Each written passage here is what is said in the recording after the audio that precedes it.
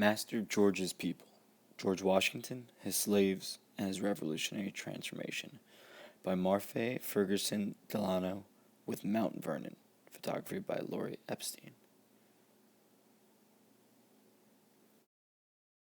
When you think of George Washington, you think of General, First President, leader of our nation to independence. What you don't think about is George Washington, the slave owner. He came into slavery at a very young age. At 11 years old, his father, Augustine Washington, passed away and left him 10 enslaved workers. He had these workers work in the family home, the plantation called Ferry Farm near Fredericksburg, Virginia. George Washington wanted to become a wealthy Virginia landowner, and in doing so, he married Martha Danbury Custis, who had been married to the wealthiest man in Virginia. And in doing so, she inherited a third of his property. What Martha also brought over was 86 slaves now to work the fields on George Washington's land, thus giving him the ability to expand and cultivate more land than he had before. George Washington, now we could see the internal conflict that he had. Whether he was pro-slavery, anti-slavery, he did give a lot to his slaves. But the end all be all was that they were not free. As much as he could give them free time playing, he allowed them to fish. He allowed them to grow their own crops in a plot of land on his fields. They were still not free. They were not free slaves. They were not free people. They were not granted their own freedom. They were still extremely restricted. One example of this is George Washington's top chef, Hercules. He brought him up to Philadelphia in 1790 as his first bout as president. He was his top cook. He selected him over all of the white cooks that he had because he felt he was much more presentable.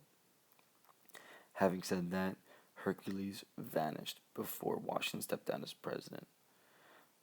February 22nd, 1797, his master's 65th birthday, Washington described the running off of his cook as most inconvenient thing to his family. Hercules left a daughter at home in Mount Vernon. 6 weeks after he ran away, a French visitor asked the girl if she was sad because she would never see her father again. Her answer surprised them. "Oh, sir, I am very glad, because he is now free."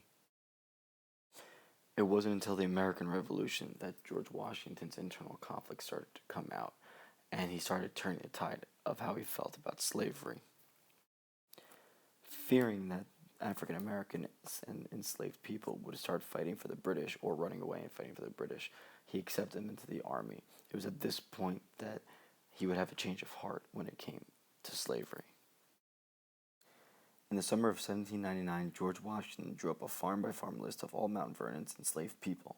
He jotted down each individual's name and age. After Washington finished the list, he shut himself in his study and tackled the issue he had grappled with for some 25 years. He had come a long way since he was a boy who took slavery for granted. Now he finally decided to reject slavery. He did so by drafting a new will. "It is my will and desire that all the slaves which I hold in my own right shall receive their freedom."